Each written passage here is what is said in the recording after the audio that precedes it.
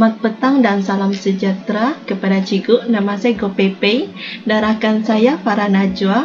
Kami merupakan pelajar tahun 2 semester 4 dari kos Ijazah Sarjana Muda Pendidikan Moral di Universiti Utara Malaysia. Terlebih dahulu saya ingin mengucapkan terima kasih kepada cikgu kerana sudi meluangkan masa dengan kami untuk ditemu bual, berkongsi pengalaman dan kepakaran kepada kami. Tujuan saya menemu bual cikgu adalah untuk menyiapkan tugasan kami yang berkaitan dengan isu-isu kritikal dalam pembelajaran dan pengajaran pendidikan moral. Sebelum saya mengemukakan soalan, boleh cikgu memperkenalkan diri terlebih dahulu? Okey, terima kasih. Terima kasih jugalah memilih saya untuk saya berkongsi sedikit pengalaman saya bersama dengan anda berdua. Dan saya juga berbesar hati saya menjadi sebahagian daripada individu yang untuk anda menyiapkan assignment. Baik, nama saya Tony Anak Mawar dan kini saya berusia 43 tahun dan sudah berkahwin dan ada 2 orang anak. Dan dari segi taraf pendidikan saya ambil ijazah dahulu, ijazah dalam bahasa dan linguistik Melayu. Kemudian habis ijazah tu barulah saya apply KPRI, kursus perguruan ijazah lanjutan dalam bidang diploma pendidikan moral. Itu pada tahun 2004 hingga 2005. Dan untuk ijazah itu saya belajar dari 2001 hingga 2003. Selepas habis itu kemudian saya sambung lagi pelajaran saya ke peringkat master, habis pada tahun 2019 dalam master dalam pendidikan, pengurusan pendidikan. Dan sekarang ini saya telah mengajar lebih kurang 17 tahun sekarang ini. Dan saya mengajar pendidikan moral pun sudah selama 17 tahun. Maksudnya ada Asmin masa mula posting sampailah sekarang lah saya mengajar moral tingkatan terutama tingkatan 4 dan tingkatan 5. Itu serba sedikit berkenaan dengan biodata saya. Terima kasih cikgu. Soalan pertama, boleh cikgu kongsikan mengenai pengalaman mengajar cikgu sebagai guru pendidikan moral? Pengalaman mengajar. Terima kasih. Sebenarnya saya tak maklum. Saya mula mengajar pada tahun 2006, itu di sekolah pedalaman, di pedalaman Belaga P1 di SMK Bakun. SMK Bakun Belaga, dan selepas itu saya mengajar di sana lebih kurang dalam 9 tahun. Kemudian barulah sekarang ini saya berpindah di sekolah yang baru di SMK Wira Pendrison. Dan tinggallah sekarang. Dan kalau dicerita sedikit tentang beberapa jawatan penting yang saya pegang dalam pendidikan moral di sekolah. Saya merupakan seorang ketua panitia di sekolah. Kemudian saya juga adalah pengerusi panitia pendidikan moral zon Semarahan. Kemudian saya juga adalah jurulatih utama untuk PBD pendidikan moral zon Semarahan juga. So itu antara beberapa jawatan penting saya lah dalam karier saya sebagai seorang guru pendidikan moral. Dan pada masa yang sama juga saya juga selalunya kadang-kadang saya diarahkan untuk memberikan ceramah di beberapa sekolah yang di zon Sarawak. Terutamanya untuk persiapan para pelajar untuk menjawab soalan SPM. So saya rasa itu sajalah setakat ni pengalaman untuk perkongsian pengalaman mengajar saya. Terima kasih cikgu. Soalan kedua, bagi pendapat cikgu, apakah isu-isu yang terdapat dalam pembelajaran dan pengajaran subjek pendidikan moral?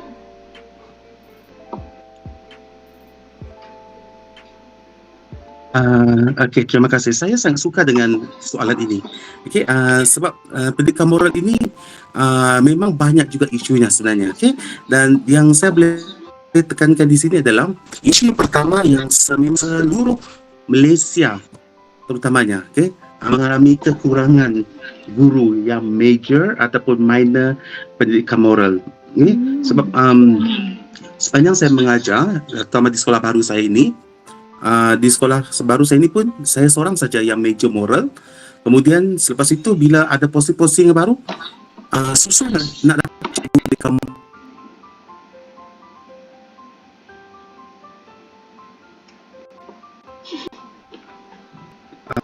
kekurangan guru mengajar pendidikan moral. Okay, apabila kekurangan guru yang mengajar pendidikan moral, jadi pihak sekolah terpaksalah mengambil guru-guru subjek lain untuk mengajar pendidikan moral. Jadi apabila mengambil guru subjek lain yang mengajar, isu yang timbul adalah pendidikan moral ini dilihat sebagai satu subjek untuk mencukupkan jumlah waktu mengajar guru, terutamanya guru-guru yang mengajar tingkatan 1, 2 dan 3. Okay. Kalau tingkatan 4 dan 5 dia terkecuali sedikit, sebab yang tingkatan 4 dan tingkatan 5 ni kebanyakan gurunya memang tetap mengajar, tak kisahlah guru itu subjek major apa, tetapi bila dia sudah ada pengalaman mungkin 2-3 tahun mengajar subjek peperiksaan terutama dalam bidang SPM ini, jadi mereka akan dikekalkan terus. Jadi tidak ada masalah untuk yang mengajar menengah atas, terutama tingkatan 4 dan tingkatan 5. Yang mengajar tingkatan 1, 2, 3 ini yang menjadi masalah sebenarnya, sebab subjek moral menjadi salah satu subjek untuk mencukupkan jumlah masa guru saja. Jadi apa yang berlaku di sini adalah guru tidak serius. Guru menjadi tidak serius untuk membimbing ataupun mengajar pelajar. Sebab satu perlu kita tahu, sekarang ini dalam kementerian kita ada satu ujian yang dipanggil UASA, USA orang panggil, iaitu ujian akhir sesi akademik. Okay? Kalau ujian UASA ini diadakan, subjek pendidikan moral terkecuali daripada peperiksaan tersebut. Jadi guru-guru yang mengajar pendidikan moral ini terpaksa mencipta soalan mereka sendiri, berbanding dengan mata pelajaran yang lain seperti matematik, sains, BM, pendidikan Islam, itu semua diselaraskan oleh kementerian. Jadi mereka ada penggubal khas untuk menggubal soalan. So sad. Sangat sedih bila sebab seolah-olah subjek pendidikan moral untuk tingkatan 1, 2, 3 ini menjadi dipinggirkan pula, sebab mereka tidak diberikan ujian awam. Itu maksud saya. Jadi apabila tidak ada ujian awam ini yang juga menyebabkan masalah kepada para pelajar. Okay? Mereka akan menganggap subjek pendidikan moral ini menjadi subjek yang tidak penting. Jadi apabila guru mengajar dan masuk ke kelas, mereka juga tidak serius nak menimba ilmu. Okay? Berbanding kalau kita lihat dari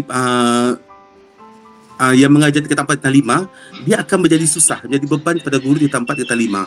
Sebab apabila ini berlaku, ini akan menyebabkan guru tingkatan 4 dan 5 ini terpaksa menukar mindset para pelajar itu bahawa subjek pendidikan moral adalah subjek yang penting. Sebab dalam tingkatan 4 dan 5 dalam peringkat SPM, pendidikan moral menjadi subjek yang wajib lulus dan juga menjadi subjek trust untuk pelajar yang tidak mengambil pendidikan Islam lah. Jadi itu saya rasa antara isu yang terdapat dalam pendidikan moral, terutama dari segi PMP ini.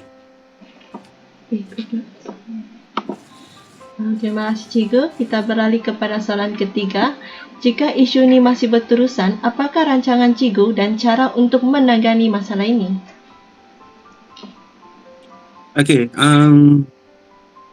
dia berbalik kepada guru dan juga pelajar itu sendiri. Kalau kepada guru, of course lah, guru itu mesti menjadi seorang guru yang sangat kreatif. Kreatif dari segi PDPC itu. Sebab kalau guru itu tidak kreatif dalam mengajar, jadi dia susah nak attract pelajar untuk lebih untuk fokus. Untuk fokus apa yang guru itu ajar. Jadi dalam masa yang sama juga, para pelajar juga, mentaliti para pelajar juga harus ditegakkan bahawa supaya mereka menganggap semua mata pelajaran itu equal dan semuanya mata pelajaran itu adalah penting. Sebab kadang-kadang kalau kita lihat setengah pelajar ini, mereka menganggap mata pelajaran pendidikan moral ini tidak penting. Sebab mereka tidak ada ujian. Yang ada pun PBD, pentadbiran bilik darjah, itu sahaja. Kemudian mereka ada ujian pun mereka tak buat dengan serius, sehingga kalau saya mendapat data daripada guru-guru yang mengajar pendidikan moral, markah mereka sangat mengecewakan. Sebab mereka tidak pernah serius dalam belajar dalam pendidikan moral ini. Jadi caranya simple, yang bagi saya adalah guru perlu lebih kreatif cara untuk menarik guru, cara untuk menarik minat pelajar untuk belajar pendidikan moral.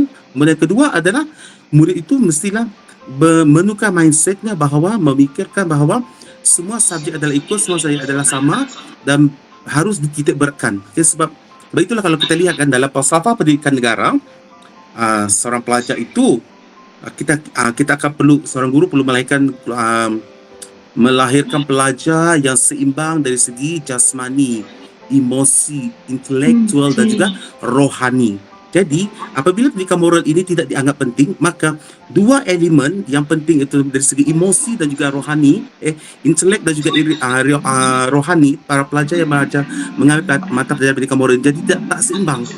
Sebab kalau macam pelajar pendidikan Islam, mereka akan belajar pendidikan Islam itu untuk dari segi rohani lah, dari segi intelek. Tapi kalau yang bukan Islam, mereka perlu belajar pendidikan moral. Jadi apabila benda ini tidak diambil serius dan guru tidak berjaya untuk menukar mindset pelajar, maka pendidikan moral ini menjadi salah satu subjek yang di dalam dilema, di dalam masalah yang sangat serius lah. Itu pendapat saya. Okey, terima kasih cikgu terhadap jawapan tadi. Balik kepada soalan nombor 5. Soalan nombor 4. Bagaimanakah isu ini memberi kesan kepada prestasi dan pencapaian pelajar dalam pendidikan moral? Okey, apabila para pelajar dia menjadi tidak mempunyai mindset yang bagus berkenaan dengan pendidikan moral ini, jadi secara tidak langsung apabila mereka masuk di tingkatan 4 dan tingkatan 5, sebab moral ini menjadi satu pelajaran, mata pelajaran yang wajib, jadi mindset mereka mesti bertukar bahawa pendidikan moral ini adalah subjek yang teras, dan wajib lulus.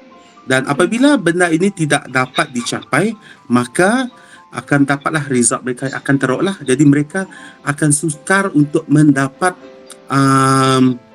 result yang baik. Saya ambil contoh. Pelajar saya tahun lepas, dia very excellent dalam semua subjek. Dia dapat straight A+, 8 A+.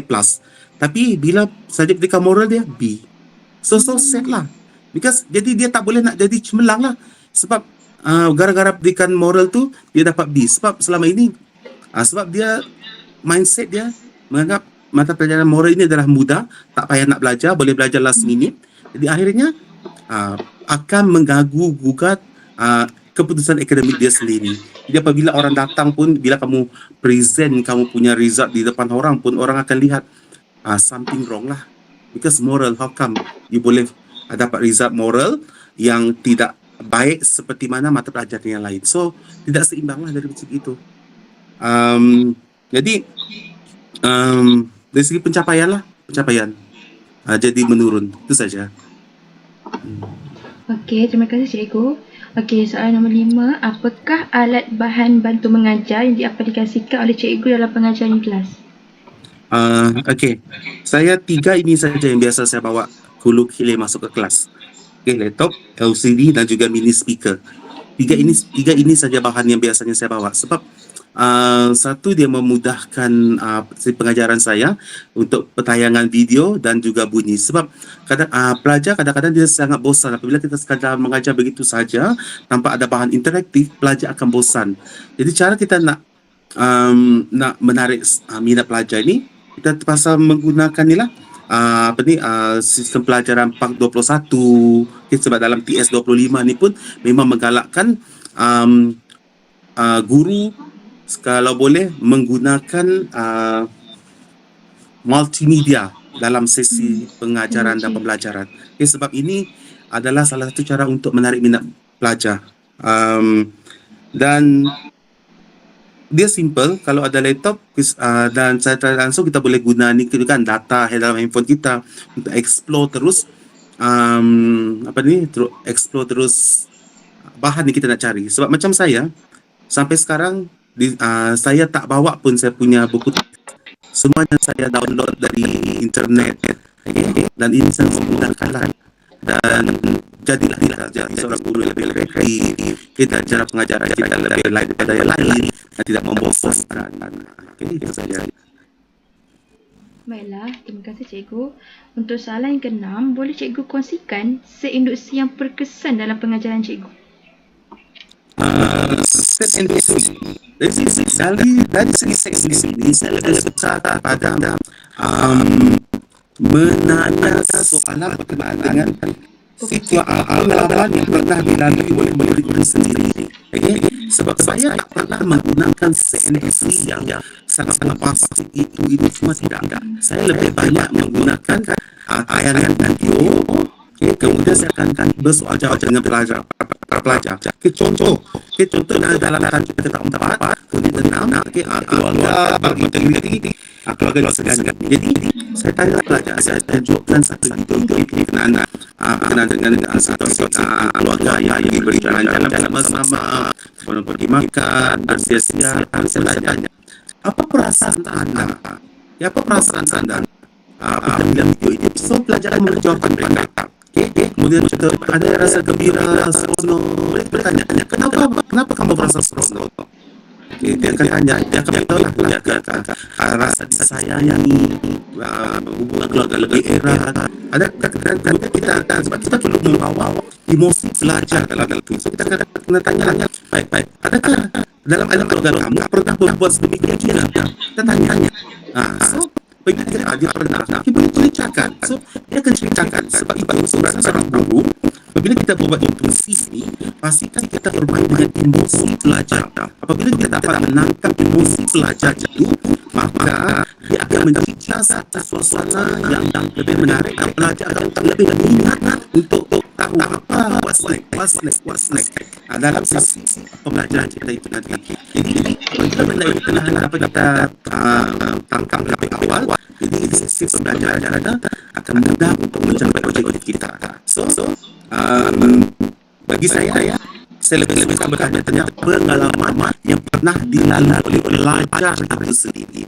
Tak payah kita tanya benda-benda yang boleh bombastik dan bercerita tentang apa saya. Kita tanya tentang pengalaman pelajar itu saya boleh penting dan saya pernah dan saya selalu buat dan saya tengok berkesan dan saya teruskan sampai sekarang. Okey, untuk soalan yang terakhir, apakah nasihat ataupun harapan cikgu kepada kami yang bakal dikelas sebagai seorang guru moral pada masa akan datang nanti? Okey. Bagi saya tiga saja, cukup tiga. Sebab ini apa yang saya sendiri amalkan dalam diri saya dari mula saya mengajar sampai sekarang. Yang pertama, love your career.